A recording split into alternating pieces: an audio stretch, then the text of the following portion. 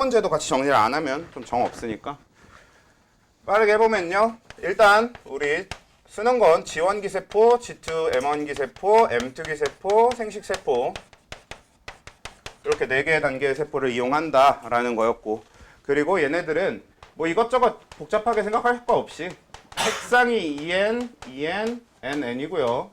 당연히 여러분들은 그러니까 여기다 이제는 최대한 저는 안 적고 가려고는 하는데, 여러분들이 이 핵상 EN, EN, NN인 거 보고 상동이 있고 없고 대립유전자가 있고 없고 이런 거는 핵상 EN, EN, NN 이것만으로 다 떠올라야 되는 부분이에요.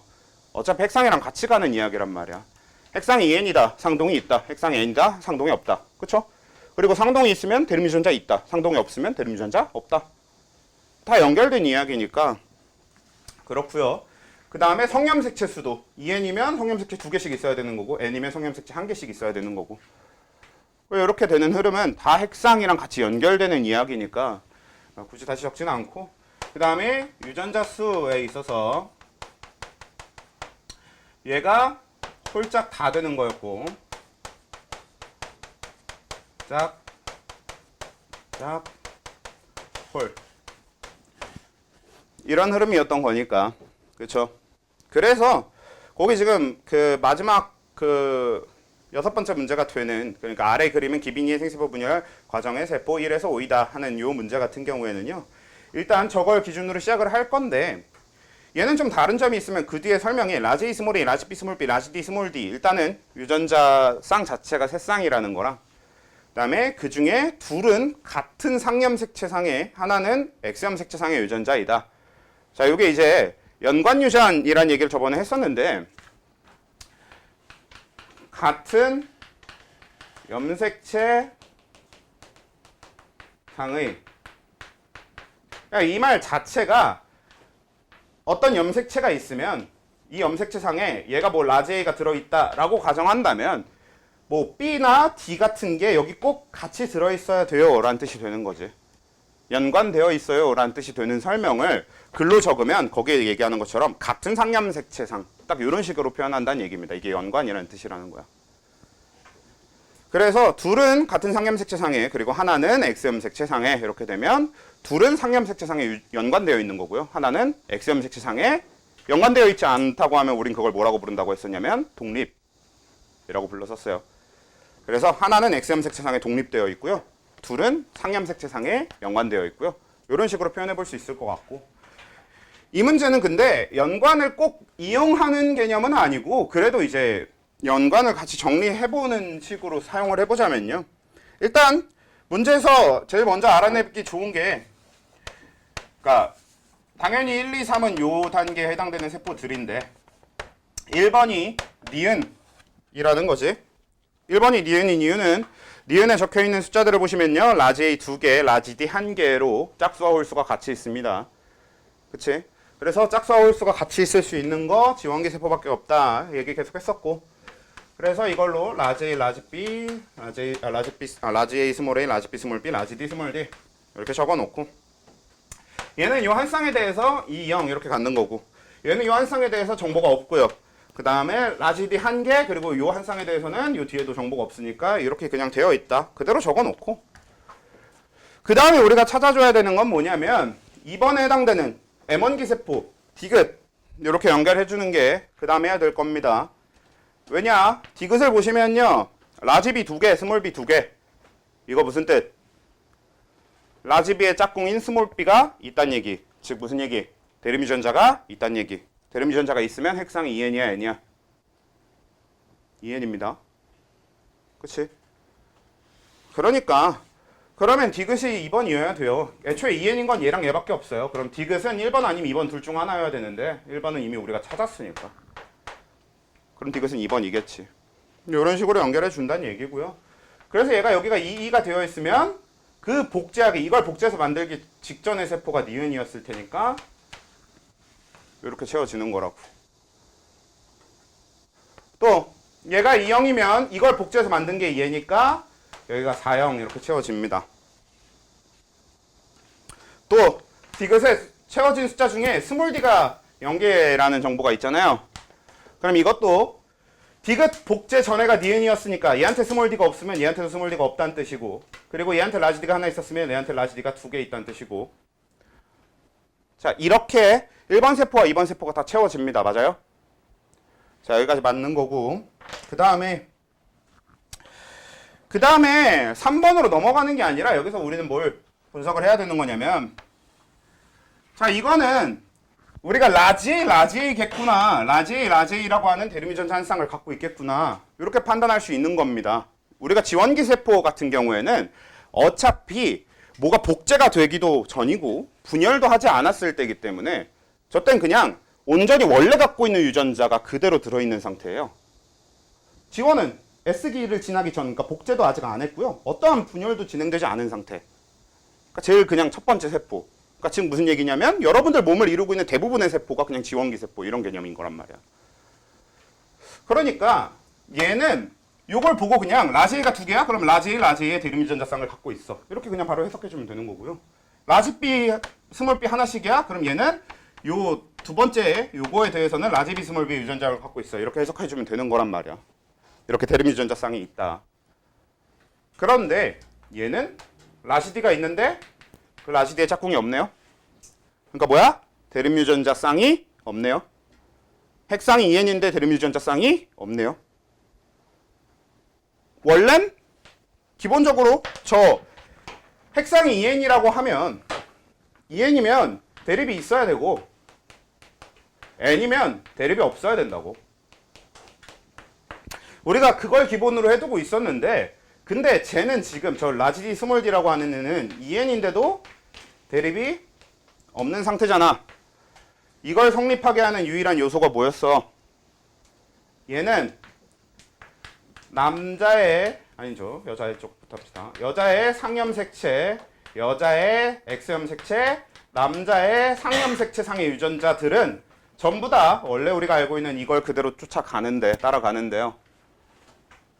남자의 X염색체상의 유전자만 유일하게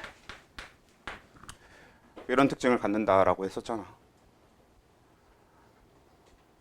왜냐면 나머지 이 여자의 상염색체, 여자의 X염색체, 남자의 상염색체는 핵상 2N일 때 전부 상동쌍이 있다.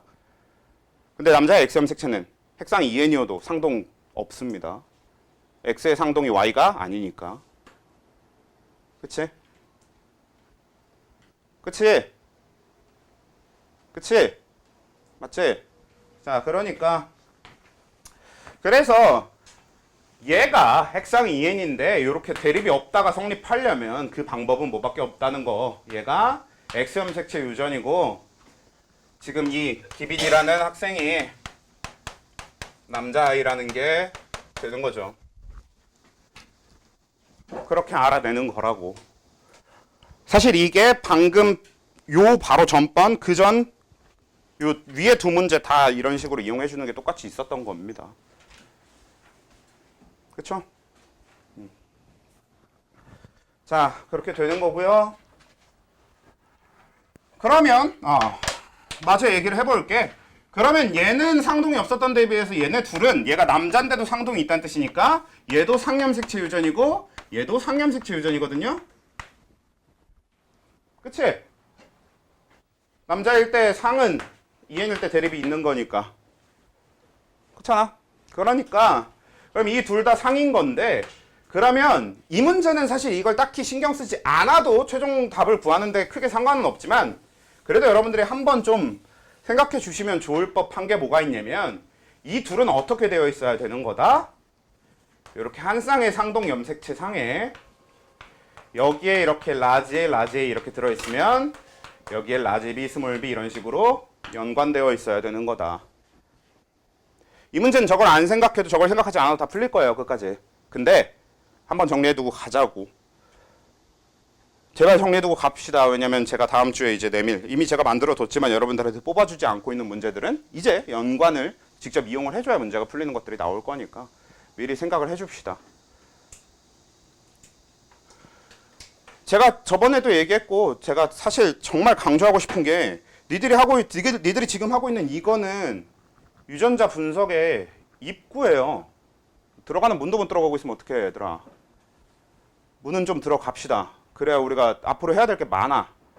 왜 해야 될 게 많은데 문으로도 안 들어가고 있으면 어떡해. 자, 그래서 그럼 얘가 분열해서 만들어지는 거는 둘로 나눠서 얘기를 해볼 수가 있을 건데 둘 중에 누가 3번일지 모르니까 잠깐 이건 보류해 두고요. 그러면 사실 그냥 해보면 이 둘은 무조건 하나가 2,0, 2,0 이렇게 가져가면 나머지 하나는 2,0, 0이 이렇게 가져갈 거예요. 뭐 딱히 고민할 필요도 없고. 그치? 왜냐면 라지 A는 어차피 둘 다 라지 A를 가져갈 수밖에 없고 그럼 둘 중 하나가 라지 B 나머지 하나가 스몰 B를 가져가게 될 거잖아. 그럼 이렇게 해놓고 거기 지금 표를 보시면 그럼 지금 요 둘 중에 3번이면서 그러니까 기억이 해당될 수 있는 게 누굴 거냐면 요 놈이겠네요. 요게 기억이고 3번이겠네요. 그치? 거기 기억의 표에 라지 B 2개, 스몰 B 0개 이렇게 적혀 있잖아. 근데 얘한테 하필 어떻게 되어 있어? 라지 D 0개라고 되어 있죠. 근데 스몰 D는 어차피 무조건 뭐야? 무조건 0이거든? 그 전에 세포들한테 없었기 때문에 갑자기 여기서 나올 수는 없으니까. 자, 그럼 얘는 이렇게 해석이 되는 거고 이 3번의 오른쪽에 있는 애는 그러니까 표상으로는 우리가 볼 일은 없지만 그래프상에 3번의 오른쪽에 있는 세포의 유전자형은 이렇게 될 거고 우리가 어떤 것까지 좀 알아달라고 얘기를 드렸었냐면 우리가 이런 걸 보고 얘는 Y염 색채를 가지고 있는 거고 얘는 X염 색채를 가지고 있는 거구나 라는 것까지 좀 알아두자고 했었습니다. 이유는 X염 색채 상의 유전자인 라지 D와 스몰 D를 모두 안 갖고 있으려면 X염 색채가 없어야 되는 거고 X염 색채가 없으면 성염 색채가 그냥 없다 하면 끝인가? 아닙니다. 성염 색채 있긴 있어야 돼요. 무조건. 우리가 아까 얘기해 본 게 저거 지나가면서 성염 색채 수가 2개, 2개, 1개, 1개였지 0개인 경우는 없었잖아. 그러니까 X염 색채가 없으면 X염 색채 대신 다른 성염 색채 누구 Y를 갖고 있어야 되는 거지. 꼭 이렇게 생각해 줄 수 있어야 된다고. 그러니까 이걸 보고 얘는 X가 없네 해주고 X가 없으면 Y가 있겠네 이런 식으로 생각해 주라고. 그리고 얘는 이것만 봐도 X가 있네. X 염색체상의 유전자인 라지를 갖고 있으니까요. 그렇죠? 그렇게 해석이 돼야 되는 거고요. 그래서 최종적으로 4번은 요게 분열이 돼서 만들어지는 10, 10, 00 이렇게 될 거고 5번은 요게 분열해서 만들어지는 거니까 10, 01, 10 이렇게 만들어질 거란 얘기입니다. 오케이? 아마 이걸 한번 설명했기 때문에 위에 있는 성염색체 유전이 들어가 있는 3개의 문제들도 여러분들이 한번 다시 공부해보면 해볼 수 있을 거라고 생각합니다. 자, 그렇게 되고요. 그 다음 페이지로 넘어가서 보시면 그 다음 페이지 메뉴에 있는 문제는 그냥 없애십시오. 앞에 있는 문제랑 똑같은 문제예요. 그냥 제가 뽑다 보니까 저걸 굳이 지우고 뽑기가 귀찮아서 그냥 뽑았는데 어차피 같은 문제라서 없애주시고요. 사실은 이제 이렇게 프린트를 만들어 놓고 저 문제만 계속 변형을 했었거든. 근데 변형을 할 때마다 그 따로따로 만들기가 아까워가지고 그 변형하면서 만든 그 많은 문제들을 다 잘라갖고 앞에 프린트를 만든 겁니다. 우리가 여태까지 했던 프린트를. 뭐 아무튼 그리고 이제 그 밑에 퍼넷 사각형. 자, 퍼넷 사각형이라고 하는 건 정말 단순한 이야기. 말이 퍼넷 사각형이고 표현을 퍼넷 사각형이라고 하고 있는 것 뿐이지 그냥 일종의 표라고 생각하시면 되고 여러분들이 중학교 때 유전할 때 이미 그려봤을 거 그냥 유전 어디 무슨 책을 펴던 유전과 관련된 설명에는 꼭 이 퍼넷 사각형 표현이 나와. 보통 퍼넷 사각형 가장 많이 보게 되는 퍼넷 사각형이 뭐가 되냐면요 라지 R, 라지 Y, 라지 R, 스몰 y, 스몰 R, 라지 Y, 스몰 R, 스몰 y 이렇게 해서 되어 있고 여기 라지 R, 라지 Y, 라지 R, 스몰 y, 스몰 R, 라지 Y, 스몰 R, 스몰 y 해서 이렇게 돼 있어서 여기에 라지 R, 라지 R, 라지 Y, 라지 Y 해서 보통 책은 다 그림이 있으니까 여기에 뭐 둥글고 노란색의 완두콩이 이렇게 그려져 있는 이런 식의 이제 퍼넷 사각형을 가장 우리가 흔하게 볼 수 있었을 거예요. 중학교 책에도 있고 생명과학 책에도 그대로 있는. 그래서 이런 게 퍼넷 사각형, 이런 게 표인데 여러분들이 퍼넷 사각형을 그린다라고 하는 건 그냥 어떤 거에 초점을 맞추면 되냐면요. 그러니까 유전상에서 우리는 항상 아버지가 되는 부개체가 있을 거고요. 어머니가 되는 모개체가 있을 거고요. 그리고 자손개체가 있을 겁니다. 그래서 결국 이 부모개체로부터 자손개체가 태어날 때 부개체의 유전자와 모개체의 유전자가 만나서 자손개체의 유전자를 결정하는 거잖아. 그러니까 부개체가 자손한테 유전자를 어떻게 줄 수 있는가의 경우와 모개체가 자손한테 유전자를 어떻게 줄 수 있는가의 경우를 전부 다 나열하는 거로부터 시작됩니다. 우리가 이걸 흔히 생식세포의 유전자형이라고 부르는데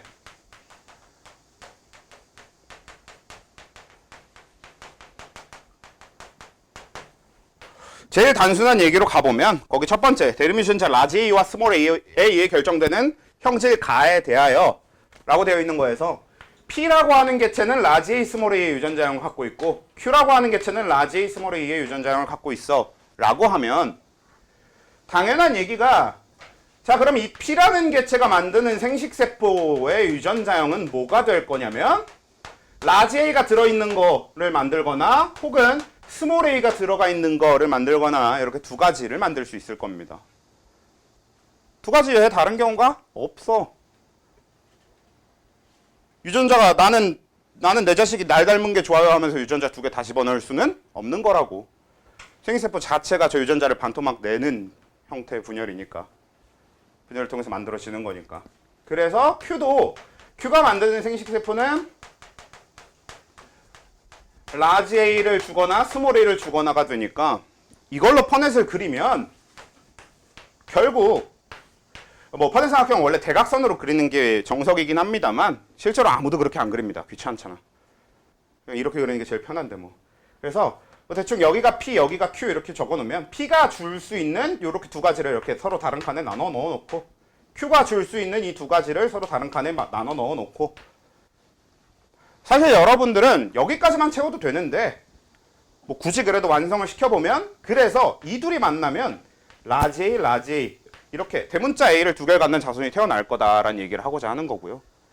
이 둘이 만나면 대문자 하나, 소문자 하나를 가진 자손이 태어날 거다라는 얘기를 하고 싶은 거고 이 둘이 만나면 대문자 하나, 소문자 하나 이 둘이 만나면 소문자 하나, 소문자 하나가 만나게 될 거다라는 얘기가 하고 싶은 거죠. 그쵸? 그래서 이 지금 P개체와 Q개체라고 하는 여기 지금 제일 첫 번째 문제에서 퍼넷 삼각형은 여기서 끝납니다. 선생님 퍼넷이 지금 전체적으로 되게 큰데요? 네.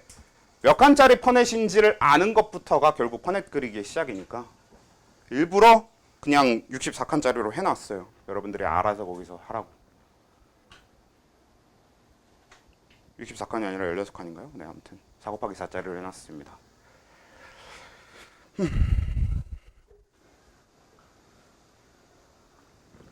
그리고 지금 여기는 없지만 여기에다 확률적인 계산을 잠깐 집어넣어 볼게요. 여러분들 당연히 할 수 있는 걸 텐데 자 그러면 여기서 P라고 하는 개체와 Q라고 하는 개체 사이에서 태어난 자손이 열성 동형잡합일 확률 뭐 이렇게 표현하면 좀 어려울 수도 있으면 스몰 a일 확률은 어떻게 되는 겁니까? 네 4분의 1이다. 우리가 결국 이거 구하자고 퍼넷을 그리는 거예요. 여러분들이 앞으로 문제를 풀면서 퍼넷은 항상 이 확률 구하자고 그리게 될 겁니다. 이 확률 때문에 그리게 될 거예요.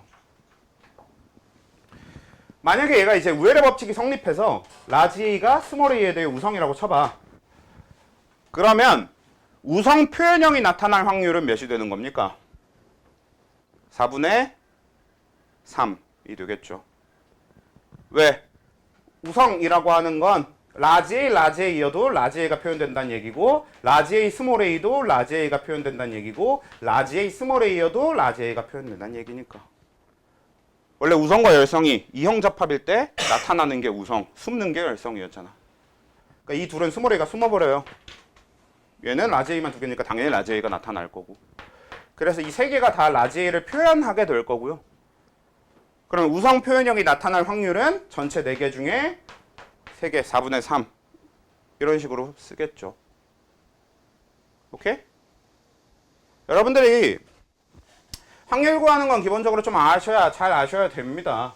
이따가 아주 재밌는 특이한 확률 구하기 이런 것도 해볼 건데 당연히 기본적으로 여러분들이 이런 기본적인 건 할 수 있어야 되겠고요. 그러기 위해선 퍼넷을 잘 그리는 연습도 되게 중요하니까 그 밑에 1-1 가에 대하여 똑같은 가라고 하는 라지 A랑 스몰 A에 결정될 건데 이번엔 P가 라지 A 스몰 A, Q가 라지 A 라지 A라고 하니까 자 얘는 생식세포가 라지 A가 만들어지거나 스몰 A가 만들어질 건데 밑에 건 굳이 라지 A 라지 A 이렇게 적지 마세요. 똑같은 게 여러 개 만들어지는 건데 뭐하러 여러 번 적습니까? 그냥 하나만 적으시면 돼요. 그러니까 P가 만드는 생세포의 유전자형은 이거 아니면 이거고요. Q가 만드는 생세포의 유전자형은 이겁니다. 그럼 얘는 퍼넷을 그리면 라지 A, 스몰 A, 라지 A 이런 퍼넷이 되거나 가로 세로가 바뀌는 건 아무 상관없어요. 그러니까 이렇게 되거나 이렇게 될 거란 얘기입니다. 그치? 그래서 결론적으로 뭐다? 두 칸짜리 퍼넷이 되는 거지. 그래서 퍼넷 사각형의 전체 크기는 뭐가 결정하는 거냐면 부개체의 유전자형의 가지수와 모개체의 유전자형의 가지수를 곱하면 퍼넷 사각형의 크기가 결정되거든요. 그리고 이 퍼넷 사각형의 크기는 왜 중요하냐면 몇 칸짜리냐, 퍼넷 사각형이 크기가 어떻게 되느냐가 왜 중요하냐면 확률에서 분모가 될 겁니다. 그게. 그렇잖아. 이 퍼넷 사각형으로 뭔가 확률을 구한다고 치면 그 확률은 2분의 1, 2분의 어쩌고 이런 형태로 나타날 거잖아. 아까 4칸짜리는 4분의 어쩌고였어요. 그치? 만약에 퍼넷이 4 곱하기 4에서 16칸짜리 퍼넷이 나타난다. 그러니까 크기가 16짜리다. 이렇게 얘기를 하면 그때는 확률 구할 때 분모가 16이 되겠지. 전체가 16이 되는 거니까. 그래서 우리가 퍼넷의 크기를 잘 결정하는 것도 중요합니다. 그러니까 어려운 문제를 풀 때는 여러분 나중에 어떤 것도 할 거냐면 8분의 3의 확률을 갖는다 이런 거 보고 이걸로 거꾸로 생각해서 아 그럼 이건 4분의 3 곱하기 2분의 1일 테니까 2칸짜리 퍼넷이랑 4칸짜리 퍼넷을 찾아야겠다. 이런 식으로 문제를 풀게 될 거라는 얘기예요. 그러니까 되게 자유자재로 사용할 수 있어야 됩니다.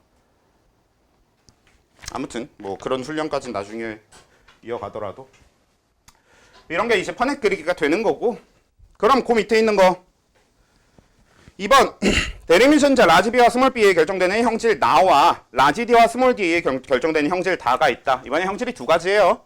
자 근데 얘네 둘은 서로 다른 상염색체에 존재한다. 서로 다른 염색체에 존재한다. 독립이란 얘기입니다. 연관돼 있지 않아요. 독립이에요. 그래서 그러면 나와 다에 대해서 자 P가 라지 B 스몰 B 라지 D 스몰 D 그리고 Q가 라지 B 스몰 B, 라지 D 스몰 D의 유전자형을 갖는다라고 했는데요. 자, 그러면 여기서 얘네들의 생식세포의 유전자형은 어떻게 됩니까?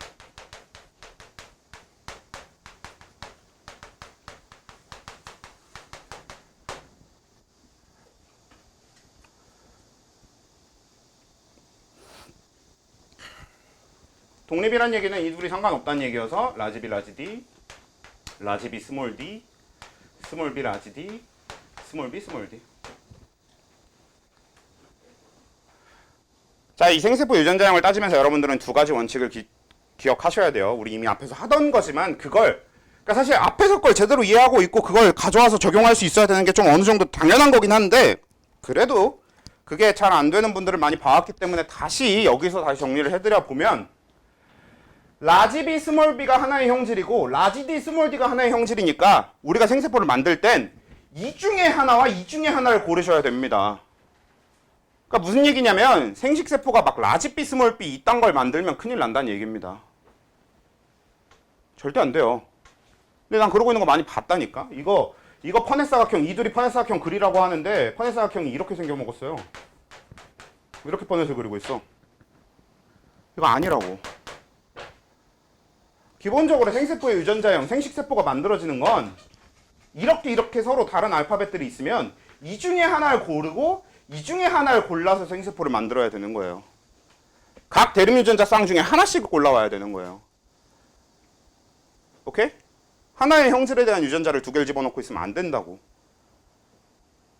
제때 이해하고 제때 연습해 둡시다. 자, 그래서 얘는 이렇게 네 가지가 만들어질 수 있는 거예요. 이거 말고 너네가 만들어봐. 경우의 수가 저 네 개밖에 없어. 대문자, 대문자, 대문자, 소문자, 소문자, 대문자, 소문자, 소문자 이렇게밖에 없겠지. 애초에. 그치? 그리고 얘도 마찬가지야. 얘도 어차피 똑같이 독립이고 얘랑 어차피 유전자형도 완전히 똑같으니까요.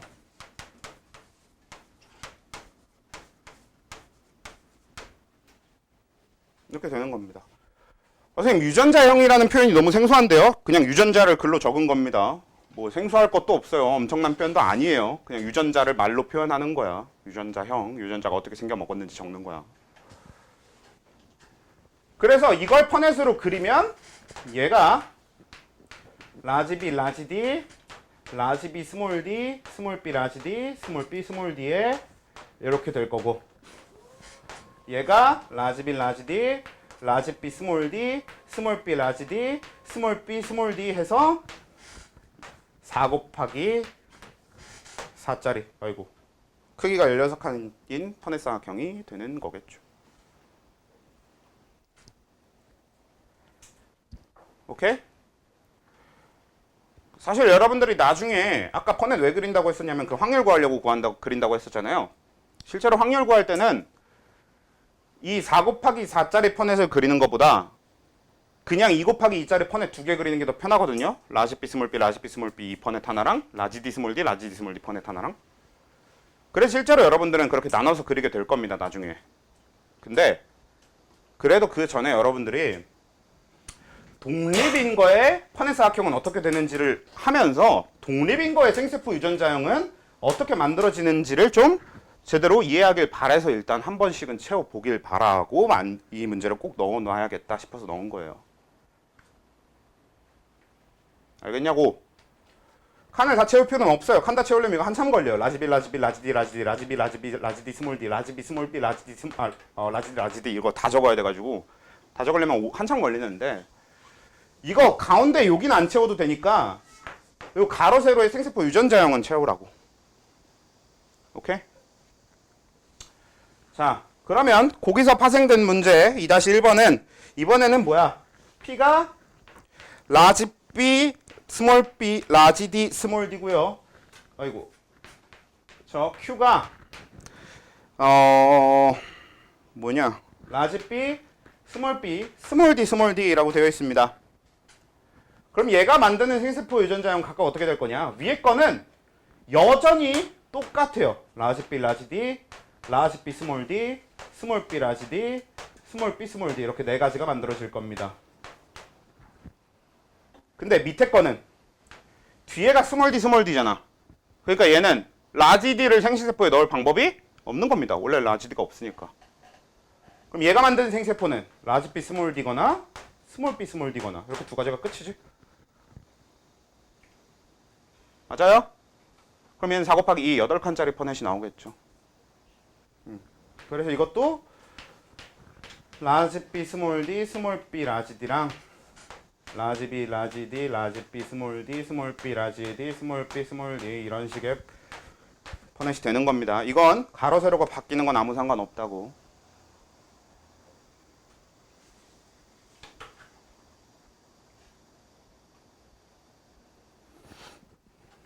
됐죠? 야, 솔직히 퍼넷 그리기 자체는 그리고 특히나 지금까지 여기까지 딱 한 퍼넷 그리기 자체는 여러분들 중학교 때 하던 거라서 이거 다시 설명하고 있을 시간 없으니까 제발 예, 오늘 이후로 이걸 다시 설명할 일이 개인적으로 절대 없었으면 좋겠다라는 그런 생각이 있습니다. 중학교 때 전 공부를 잘 안 해서 모릅니다. 네, 어쩌라고요. 중학교 때 공부를 안 해서 모르는 거랑 그래도 이게 중학교 내용인 거랑 뭐 그렇다고 이게 중학교 내용인 사실이 바뀌는 건 아니잖아.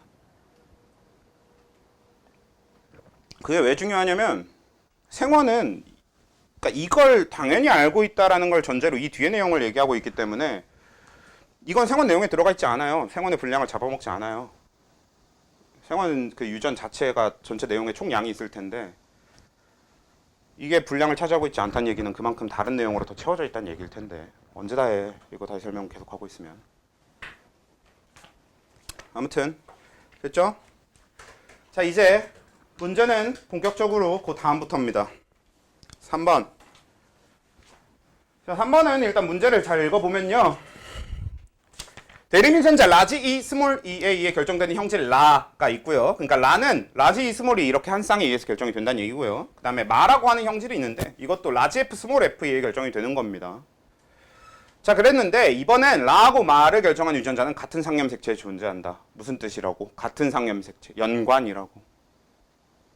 그렇죠? 그래서 이번엔 연관인 거야. 근데 얘는 우리가 그려봐야 될 게 많으니까 애초에 어떻게 해놨냐면 첫 번째 1번을 라지 E, 라지 F 연관, 스몰 E, 스몰 F 연관이라고 제가 적어놨는데 그러니까 이게 무슨 뜻? 한 쌍의 염색체가 이렇게 있으면 하나는 라지 E, 하나는 여기에 라지 F가 같이 들어있고 또 여기에는 스몰 E가 있는데 여기엔 스몰 F가 같이 들어있고 라는 뜻이 되는 거예요.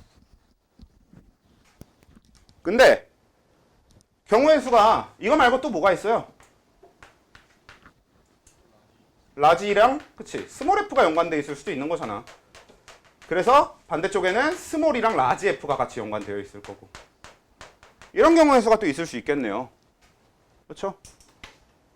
그러면 이렇게 잡아보면 얘도 만약에 그려본다고 치면 라지 E, 스몰 F가 이렇게 연관되어 있고 그리고 스몰 E와 라지 F가 이렇게 연관되어 있고 이게 연관의 뜻입니다. 같은 염색체에 들어있다는 거예요. 말 그대로. 자, 근데 그러면 그걸 가지고 밑에 보시면요. 첫 번째 P하고 Q가 둘 다 1번이라고 합니다. 여기서 1번은 저 위에 1번 케이스라는 얘기가 되는 거죠. 요놈. 그러니까 P도 이렇게 되고 Q도 이렇게 연관되어 있다 라고 한다면 그러면 P가 만드는 생식세포의 유전자형은 그래서 생식세포의 유전자형은 얘는 라지 E, 라지 F와 스몰 E, 스몰 F 이렇게 두 가지만 만들 수 있는 거죠. 왜냐면 이렇게 연관되어 있으면 생식세포에 라지 E를 집어넣으려면 라지 E랑 무조건 누가 같이 들어가야 된다. 라지 F가 같이 들어가야 돼요. 왜? 라지 E랑 라지 F랑 붙어 있으니까. 그치? 같은 염색체 안에 들어있는데요. 무슨 수로 분리해서 집어넣습니까? 같이 넣어야지. 그쵸? 그러니까 얘는 이렇게 두 가지밖에 안 되고 얘도 이렇게 두 가지밖에 안 돼요. 그러니까 이 경우에 판해사각형을 그리면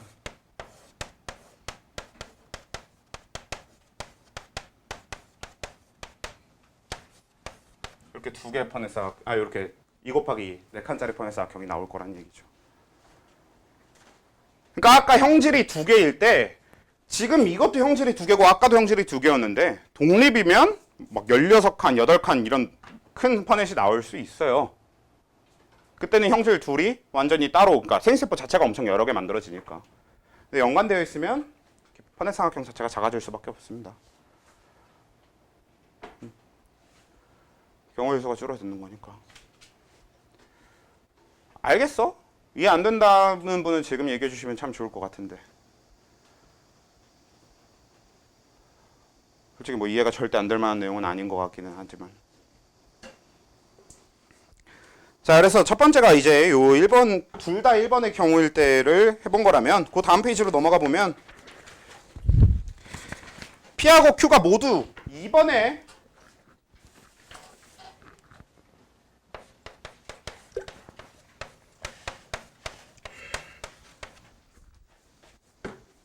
유전자형을 가질 때를 보시면요. 그럼 얘는 얘가 라지 E,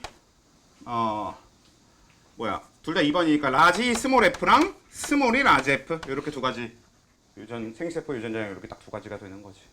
2번이 그렇잖아. 얘가 지금 이렇게 연관되어 있다는 뜻인 거니까 요 염색체를 집어넣는 거랑 이 염색체를 집어넣는 거 이렇게 두 가지로만 나뉜다고.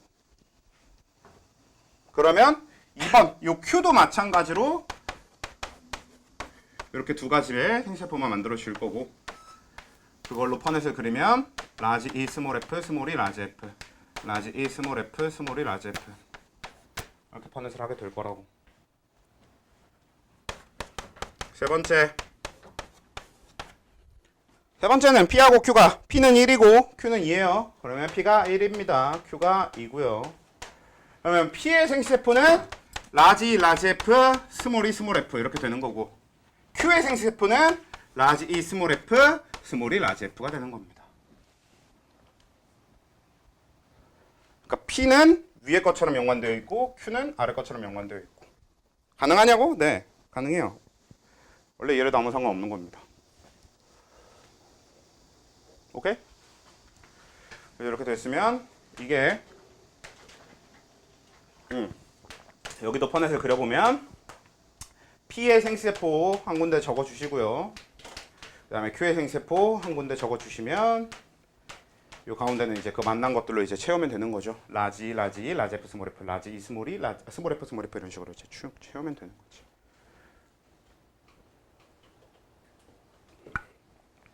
알겠냐?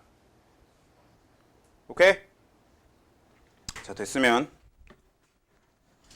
자, 마지막 문제 같은 경우에는 답만 빨리 불러보면요. 마지막 문제는 P가 라지 E, 스몰 E, 라지 F, 라지 F라고 합니다. 근데 이건 연관인 건 여전해요. 알파벳이 바뀌지 않았잖아. 그래서 얘는 연관된에 대한 얘기일 텐데, 이런 경우에는 따로 알려주지 않아도 무조건 어떻게 연관되어 있을 수밖에 없겠냐면, 얘가 이렇게 염색체 한 쌍 갖다 놓으면 어차피 이 밑에 자리가 라지 F, 라지 F 이렇게 다 라지 F로 채워져 버리잖아. 그러니까 고민할 필요 없이 위에 둘 중에 하나에 라지 E 채우고 나머지 하나에 스몰 E 채우면 됩니다. 바꿔도 아무 상관없어요. 구분 안 되지? 야, 이거 바꿔서 여기다 스몰 E 놓고 여기다 라지 E 놓으면 뭐가 달라져요? 달라지는 거 하나도 없잖아. 똑같잖아. 그러니까 경우의 수가 나뉘지가 않는, 그러니까 굳이 구분할 필요가 없는 상태가 되는 거지.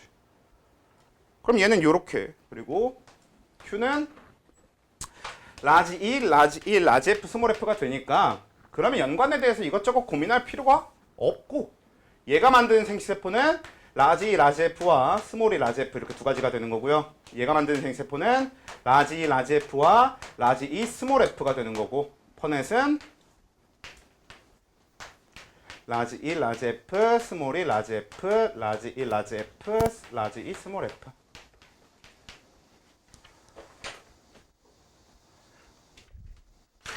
알겠냐고? 알겠습니까? 그래서 여기까지 해서 여러분들이 퍼넷이랑 연관에 대해서 좀 잘 이해를 해주셨으면 좋겠습니다.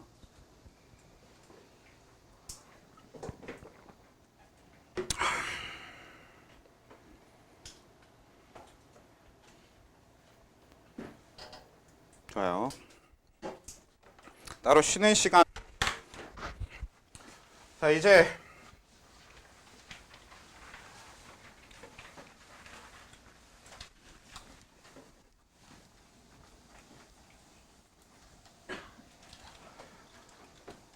오늘 우리가 원래 제가 이제 오늘 하려던 목표는 한 두 가지 정도 주제를 다 오늘 끝내는 게 목표였긴 했는데, 뭐 사실상 현실적으로 시간상도 그렇고 좀 어려워 보일 것 같기도 하고 뭐 고민이 좀 되는데, 일단은 꼭 해야 되는 것부터 시작을 해봅시다. 일단 우리가 사람의 유전이라는 주제에서 그냥 기본적으로 멘델의 유전 법칙이라는 측면인, 그러니까 우열이 존재한다, 우성열성, 그러니까 우열의 법칙이 성립한다. 그 다음에 따로 정리하지 않았지만 분류의 법칙이라는 게 있는데, 사실 분류의 법칙은 안 중요합니다.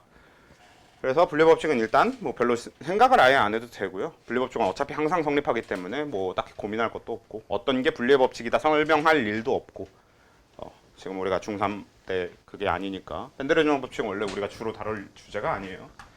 그래서 지난번에 독립유전, 그러니까 지난번에 이미 얘기했었던 거는 우성하고 열성에 대한 얘기도 했었고요. 그리고 아예 중간유전에 대한 얘기도 했었던 걸로 기억하는데요. 그리고 독립유전하고 연관유전에 대한 이야기를 지난주부터 해서 오늘 방금까지 이어서 좀 해온 게 될 것 같고요. 그 다음에 또 지난주부터 이번 주까지 이어서 또 했던 얘기 중에 하나가 성염색체, 상염색체 유전에 대한 얘기까지도 이야기가 됐을 겁니다. 그러니까 쟤네들은 딱히 굳이 얘기를 더 할 필요는 없을 것 같고요.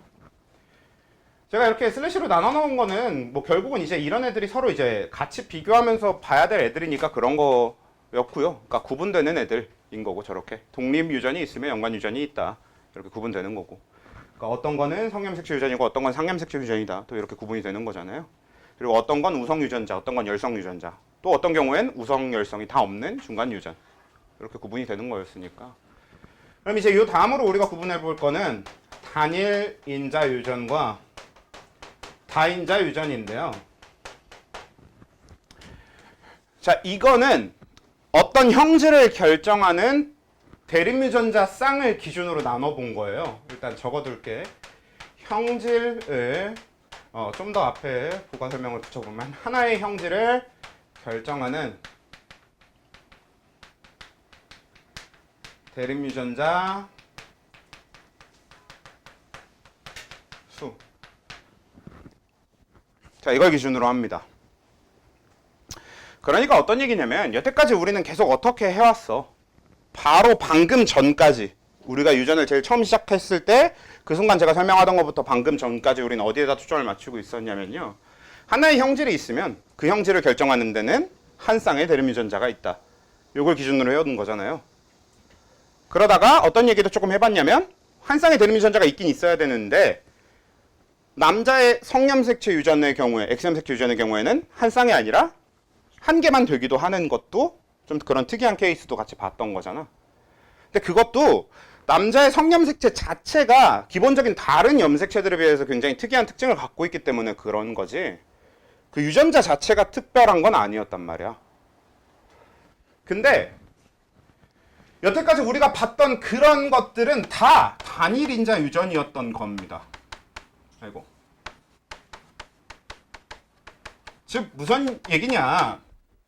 하나의 형질을 결정할 때 이 하나의 형질을 결정하는 대립유전자 쌍이 두 칸, 그러니까 한 쌍인 걸 우린 단일 인자 유전이라고 불러요. 그러니까 우리가 여태까지 다뤘던 모든 게 다 단일 인자 유전. 우린 계속 단일 인자 유전의 얘기만 해왔던 거야. 그러니까 우리가 여태까지 했던 것들은 다 단일 인자 유전이라고 따로 묶어줄 거란 얘기입니다. 왜냐면 그렇지 않은 다인자 유전이라는 게 있기 때문에 그렇습니다.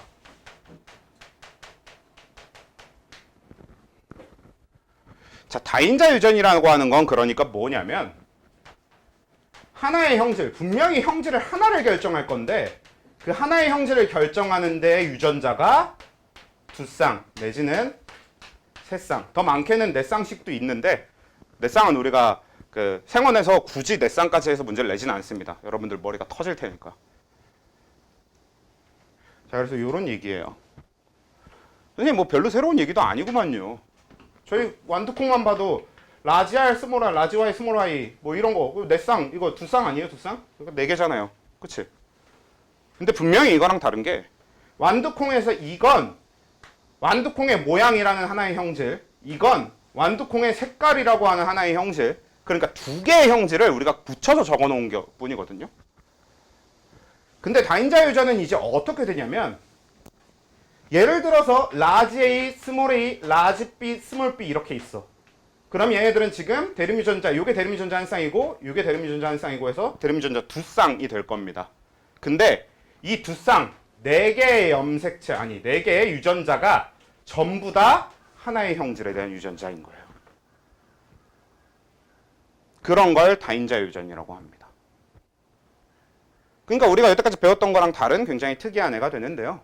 다인자 유전에 일단 어떤 게 있냐면 키, 몸무게, 그리고 뭐 피부색, 뭐 아니면 지능, 뭐 아니면 또 뭐 있냐? 등등한 이 정도까지만 해볼게요. 그래서 키, 몸무게, 지능, 뭐 피부색 이런 것들이 있어. 일단 간단하게 좀 그 대충 생각을 해보면, 자 이런 애들은 이 하나의 형질, 각각의 하나씩의 형질을 결정하는데 여러 개의 유전자가 있다 보니까 가능한 경우의 수가 아무래도 좀 많겠다. 그렇지 않아? 그렇지? 유전자를 두 개를 가지고 한 쌍만 가지고 결정할 때는 만들 수 있는 가지수가 그렇게 많지 않아요. 그렇잖아. 근데 유전자를 여러 개를 사용하게 되면 좀 더 가능한 경우의 수가 더 늘어나지. 그렇죠? 그래서 기본적으로 이 다인자 유전에 해당되는 애들은 형질이 다양하다라는 특징을 갖게 됩니다. 굉장히 다양한 형질을 만들어낼 수 있게 되는 거지. 그리고 또 지금 적은 것만 봐도 대충 전체적으로 어떻냐면 환경의 영향을 굉장히 크게 받습니다. 그러니까 유전적인 영향보다 환경 영향이 더 크게 나타날 수도 있는 것들이란 얘기입니다. 실제로 여러분들 키 유전자에 우리가 얘기하는 키라고 하는 거는 유전적으로 결정되는 요소는 어느 정도까지, 그러니까 그 사람이 가질 수 있는 키의 범위 정도로 결정한다고 하면 돼요. 근데 이 키의 범위가 생각보다 꽤 넓어요. 그래서 태어나서 여러분들이 자라면서 갖게 되는 습관, 뭐 주로 식습관이나 아니면 행동 습관 같은 게 되겠고요. 뭐 이런 습관들이나 여러 가지 환경적인 요소에 의해서 최종적인 키가 결정이 되는 거지. 몸무게도 마찬가지. 몸무게 자체는 식습관이나 어떤 행동 습관 이런 거에 영향을 되게 크게 받을 텐데요. 우리가 흔히 얘기하는 살이 잘 찌는 체질, 살이 안 찌는 체질 이런 거 있잖아요. 그런 게 이제 유전이라고 보시면 되는 느낌인 거예요. 그러니까 기본적으로 우리는 유전에 의해서 몸무게가 결정이 되어 있는데 그걸 그 몸무게가 그러니까 그 유전으로 결정된 몸무게까지는 우리가 딱히 어떤 노력을 하지 않아도 쉽게 달성이 된다는 얘기입니다. 그러니까 그 유전적으로 받은 몸무게가 낮으면 그거보다 더 찌기가 어려운 느낌인 거고, 몸무게가 유전적으로 받은 몸무게가 높으면 그 몸무게까지는 굉장히 쉽게 찌는 거고. 근데 아무리 쉽게 찐다고 하더라도 우리가 열심히 관리하면 뺄 수 있는 거니까 환경 영향을 굉장히 크게 받는다는 얘기지. 그렇죠? 그래서 마찬가지고요. 피부색 같은 경우에는 물론 이제 피부색은 완전히 좀 대놓고 차이가 크긴 하지만 그래도 여러분들 그런 얘기 뭐 친구들끼리 한 번씩 하지 않아요? 어릴 때부터 싸돌아다녀서 나는 피부가 좀 까만 편이다 이런 얘기. 실제로 맞잖아. 피부가 좀 더 까맣고 하얗고는 좀 많이 돌아다니는 편이야. 그러니까 밖에서 타게 되는 어떤 그런 밖에 자외선에 노출될 기회가 더 많았느냐 적었느냐에 따라서 조금씩 차이는 있어요. 물론 기본적으로 타고난 피부색 자체가 까무잡잡하다 하얗다 이게 좀 차이가 있을 수 있는데 뭐 거기서 좀 환경 영향으로 바뀔 수 있는 거고. 마지막 지능도 마찬가지지 결국. 사실 지능은 타고난 머리가 좋아도 쓸 줄 모르면 아무 의미 없고요. 타고난 머리가 안 좋아도 쓸 줄 알고 제대로 제대로 이제 성장 과정에 제대로 이제 키워둔 사람들은 굉장히 좋은 지능을 가질 수 있습니다.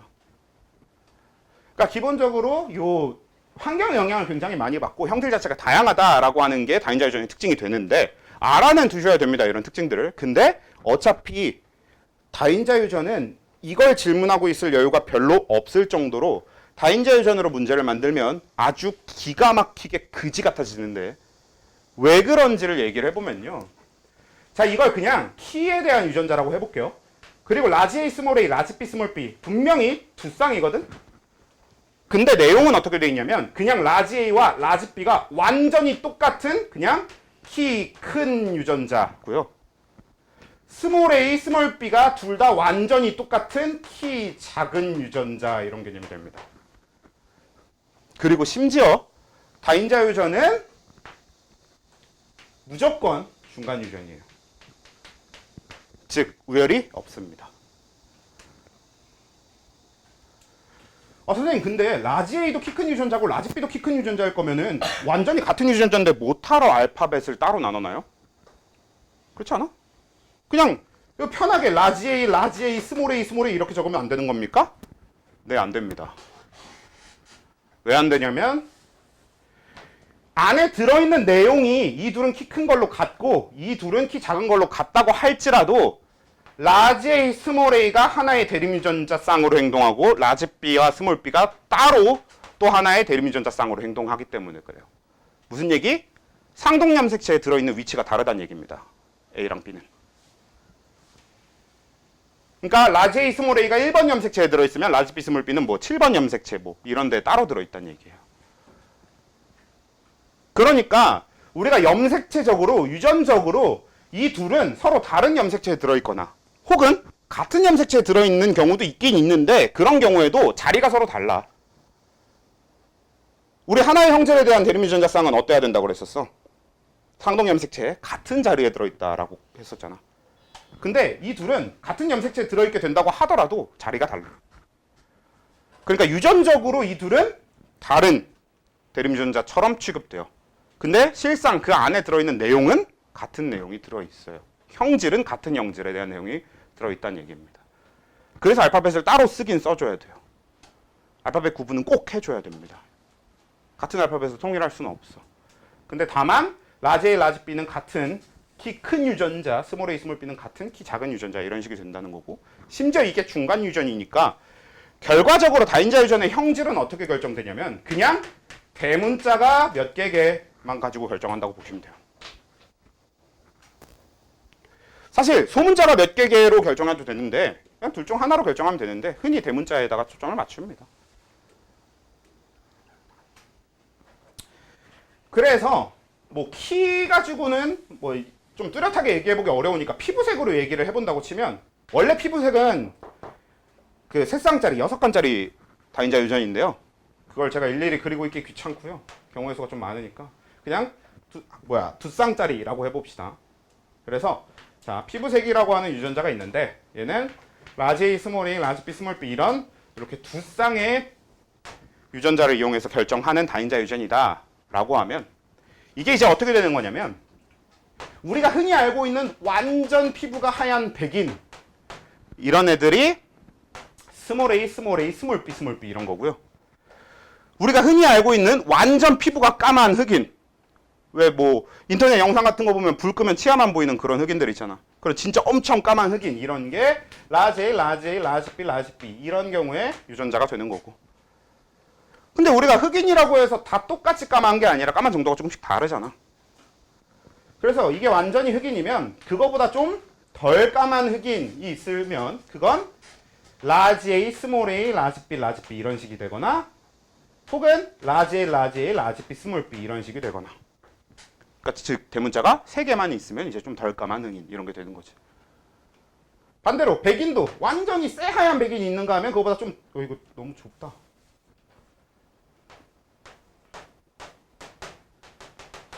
완전 새하얀 백인이 있는가 하면 그거보다 조금 덜 하얀 백인들은 라지 A, 스몰 a, 스몰 b, 스몰 b 이런 식이 되거나, 스몰 a, 스몰 a, 라지 B, 스몰 b 이런 식이 되거나. 그렇죠? 그래서 이렇게 되는 거고, 여기가 조금 덜 하얀 백인, 여기가 덜 까만 흑인 이런 식이 되는 거라면, 우리가 포함되는, 우리가 흔히 이제 황인종이라고 부르는 고기는 라지 A, 스몰 a, 라지 B, 스몰 b, 라지 A, 라지 A, 스몰 b, 스몰 b, 스몰 a, 스몰 a, 라지 B, 라지 B 이런 게 이제 황인. 실제로 이 셋은 완전히 동일한 표현형을 나타냅니다. 보기엔 정말 달라 보이지만 완벽하게 똑같은 표현형이 나타나요. 그냥 대문자 2개로 똑같아서. 이게 다인자 유전의 기본적인 특징입니다. 그래서 여러분들이 다인자 유전을 보면 제일 많이 보게 될 그래프가 어떤 게 있냐면, 좀 약간 한쪽으로 치우쳐진 느낌이 드는데 살짝 고쳐버려 볼까요? 이런 식으로. 우리가 확통에선 이걸 표준 정규분포라고 부르는데요. 기본적으로 이런 곡선을 갖게 됩니다. 왜냐면 가운데에, 그러니까 그 대문자 개수가 딱 가운데 중간에 해당되는 표현형일수록 가능한 유전자형 자체가 많아지고요. 그러니까 확률적으로 그 유전자형을 가질, 그 표현형을 가질 확률이 높아집니다. 실제로 전 세계에서 황인종이 확률적으로 제일 많을 수밖에 없는 이유가 되기도 해요. 이게 저는 4칸짜리로 해서 이렇게만 나오는데 실제로 이제 6칸짜리가 아마 피부색일 건데, 그러면 이제 더 분포가 넓게 나타나는데 중간 3개 정도가 다 황인이라서 황인이 전 세계적으로 확률적으로 제일 많을 수밖에 없습니다. 뭐 사실 황인이 제일 많은 이유는 그냥 중국인이 많아서이긴 하겠지만 꼭 그렇지 않더라도 확률적으로 황인이 태어날 확률이 제일 높다는 거지. 그러니까 그런 얘기가 되는 게 기본적으로 다인자 유전입니다. 근데 이것까지도 그냥 다인자 유전의 기본적인 특징에 가깝고요. 그럼 이제 여러분들은 저 다인자 유전과 해야 될 거냐면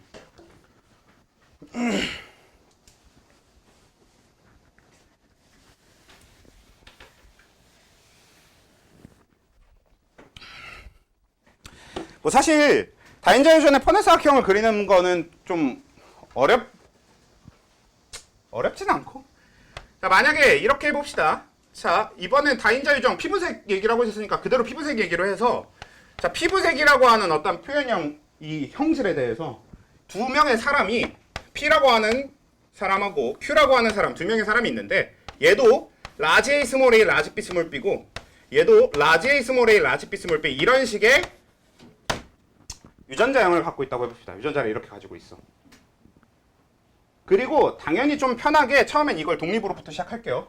여러분들 그 다음 주에는 이제 저게 연관일 때에 대해서 보긴 봐야 되는데 연관일 때는 좀 나중에 해보고 일단 오늘 당장은 독립이라고 생각하고 그러니까 라지 A 스몰 A랑 라지 B 스몰 B를 그냥 그 생세포 만들 땐 따로따로 한다고 생각하시면 되는 거겠고 만약에 그냥 이걸로 퍼넷을 그리면 아까 그렸던 퍼넷과 크게 다르지 않아요. 라지 A, 라지 B 라지 A 스몰 B 스몰 A, 라지 B 스몰 A, 스몰 B 이게 P가 만들 수 있는 생세포 유전자형일 거고 Q가 만들 수 있는 생세포 유전자형은 라지 A, 라지 B 라지 A, 스몰 B 스몰 A, 라지 B 스몰 A, 스몰 B로 똑같을 거거든. 다만 우리가 앞으로 다인자 유전 문제를 풀기 위해서 그냥 우리가 앞으로 그냥 우리끼리 약속해두기로 하는 거 한 가지를 좀 얘기해두고 가자면요. 다인자 유전 퍼넷사각형을 그릴 땐 칸을 꼭 채우시는데 칸을 어떻게 채우시면 되냐면 대문자 개수만 쓰시면 됩니다. 왜냐면 어차피 표현형은 대문자 개수가 결정하는 거라서요. 그러니까 무슨 얘기냐? 이거랑 이거랑 만나면 4개, 이거랑 이거랑 만나면 3개, 이거랑 이거랑 만나면 3개, 이거랑 이거랑 만나면 2개 이런 식으로 채우자는 거죠. 다인자 유전의 퍼넷은 이렇게 그리시면 됩니다. 실제로 이렇게 그려야만 해요. 이렇게 그려야 이것저것 문제를 풀 때 활용하기가 편합니다.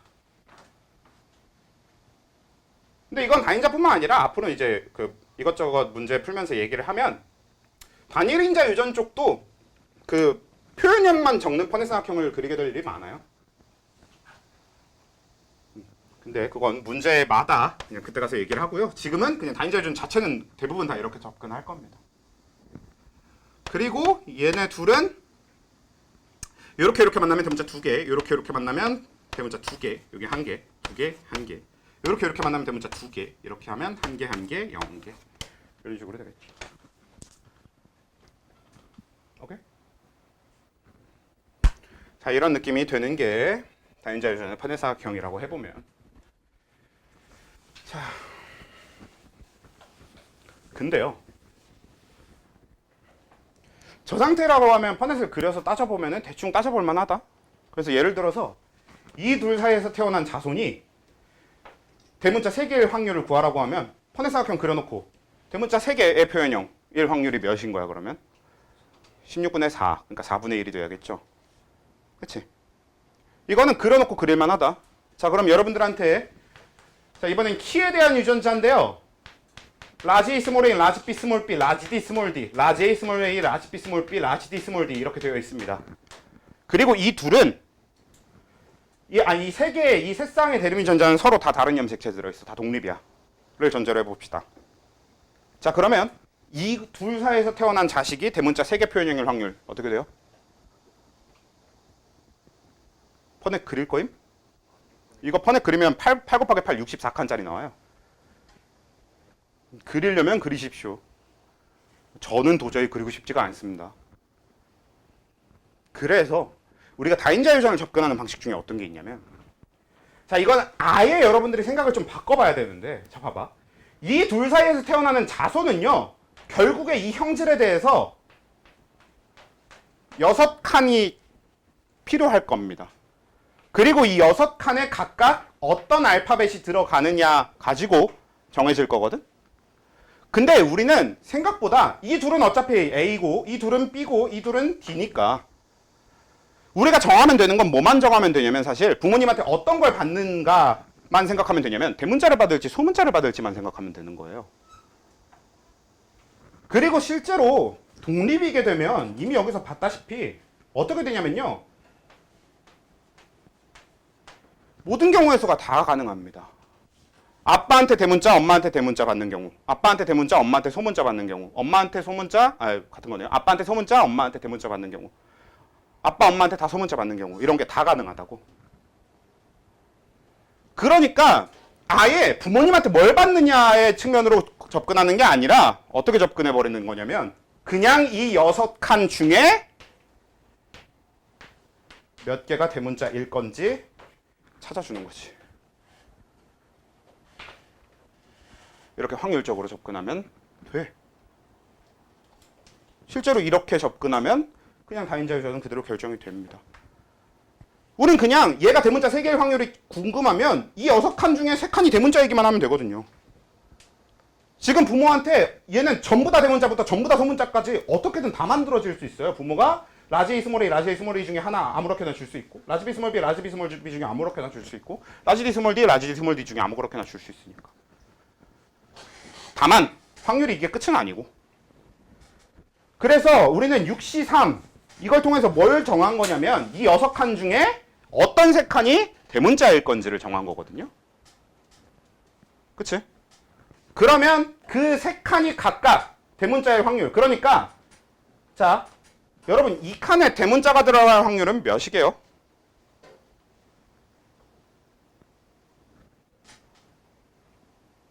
(2분의 1) 왜? 대문자 아니면 소문자잖아. 그래서 결국 우리가 고른 그 각 3칸에 다 대문자가 들어갈 확률은 2분의 1의 세제곱이 돼요. 그리고 남은 칸 3개는 뭐야? 뭐가 들어가야만 해? 남은 칸 3개가 소문자가 들어가야 우리가 원하는 대문자 3개로 끝내겠지. 그럼 남은 칸 3개의 소문자가 들어갈 확률은 어떻게 됩니까?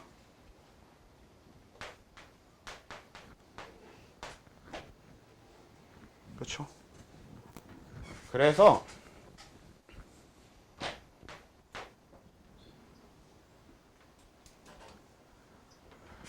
자, 그래서 이걸 이제 어떻게 정리를 해 놓을 거냐면 저걸 글로 좀 정리를 해 본다고 치면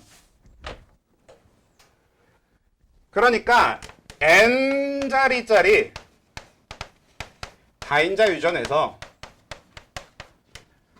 P하고 Q가 일단 지금 저걸 그대로 사용하려면 어떤 전제 조건이 붙냐면 P하고 Q가 완전 이형접합이어야 됩니다.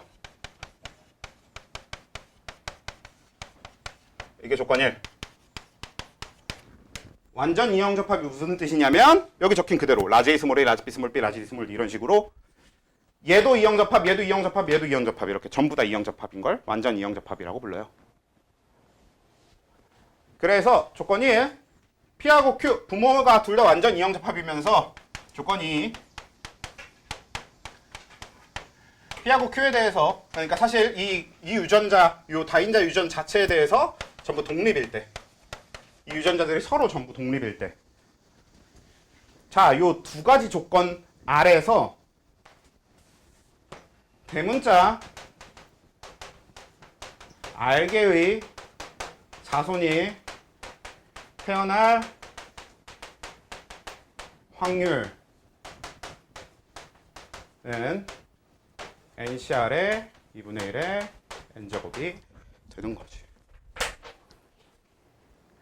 사실 이건 여러분들이 확률과 통계 이항정리라고 하는 걸 알고 있으면 조금 더 쉽게 이해가 될 수도 아닐 수도 있는데 모른다고 하더라도 조합 계산은 다들 할 줄 알지 않음? 조합 계산 못하나?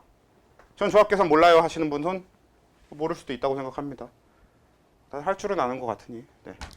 그래서 저걸 계산하면 그대로 나와요. 저거 너무 복잡해 보여? 어려워 보여요?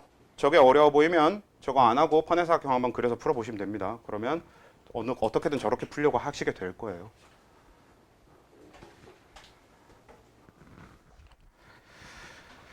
자, 그래서 요건데 갑자기 조합이 나오고 이래서 굉장히 당혹스럽겠지만 정말 미안한 얘기지만 다인자 유전은 저렇게 풀리면 고마워하시면 됩니다. 다인자 유전에 나올 수 있는 문제 중에서 저게 제일 쉬운 문제예요. 저렇게 푸는 게. 아무튼 뭐 그래. 실제로 제일 쉬운 문제일 수밖에 없는 게 니들이 지금 갑자기 조합이 나오고 수학적인 게 나와서 짜증나서 그렇지 오히려 저기 대입만 하면 답이 나온다는 얘기니까. 그래서 되게 쉬워요. 사실. 그러니까 익숙만 해지면 금방 하게 될 겁니다. 자, 이렇게 될 거고요. 다인자 유전 연관은 이제 다음 주에는 이제 다인자 유전의 연관에 대한 얘기는 다음 주에 할 거고요. 그러면 위에 거 얘기만 좀 더 하고 마무리를 지을 건데, 자, 이 단일인자 유전 쪽에서도 할 얘기가 좀 남았어요. 왜냐면 단일인자 유전은 사실 우리가 그 특징적인 건 얘기할 게 없습니다. 여러분들이 원래 여태까지 딱 오늘 우리 단일인자 유전에 대한 이야기가 나오기 전까지 얘기했던 모든 여러분들이 알고 있는 유전에 관한 모든 건 다 단일인자 유전에 대한 설명이거든. 그러니까 굳이 뭐 추가적으로 단일인자 유전이란 어떤 거다 이런 걸 얘기할 건 없는데, 좀 특이한 단일인자 유전이 있어요. 그래서 이 특이한 단일인자 유전만 따로 정리할 건데, 그게 복대림 유전이라고 하는 거고요. 여러분들이 꼭 기억해야 되는 건, 그러니까 복대림 유전은 특이한 단일인자 유전, 이 단일인자 유전에 들어갑니다. 즉 무슨 얘기냐? 자, 복대림 유전은 단일인자 유전이야. 그래서 한 쌍, 즉 이렇게 두 칸에 어떤 유전자가 들어가냐 가지고 형질을 결정할 거거든요. 여태까지랑 똑같이 그냥 일반적인 단일인자 유전들처럼. 다만 요 두 칸에 들어가게 될 유전자의 종류가 좀 더 다양한 경우를 복대림 유전이라고 불러요. 그러니까 무슨 얘기냐면, 일반적인 단일인자 유전들은 우리 계속 적고 있는 거, 라지 A 스몰 A, 뭐 라지 R 스몰 R, 라지 Y 스몰 Y, 라지 B 스몰 B 이런 식으로 대문자가 들어가거나 소문자가 들어가거나 두 가지 경우에 의해서 결정하는 거였잖아요. 이게 일반적인 단일인자 유전인데, 그냥 복대림 유전에는 여기에 들어갈 수 있는 알파벳, 그러니까 여기에 들어갈 수 있는 이 각각에 들어갈 수 있는 유전자의 종류가 두 가지 초과, 세 가지 이상인 경우를 얘기하는데, 여러분 이미 알고 있어. 뭐게? 뭐가 있게? 가장 대표적인 복대림 유전이 뭐게?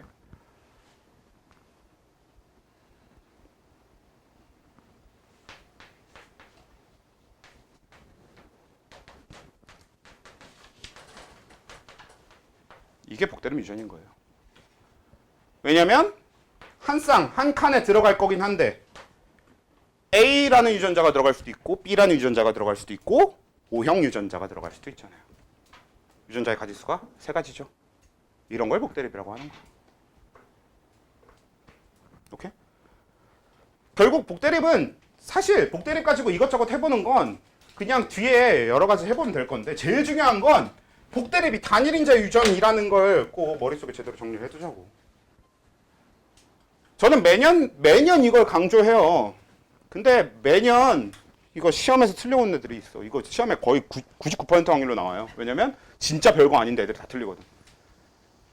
그냥 가게도 하나 그려놓고 복대립인 걸 줘.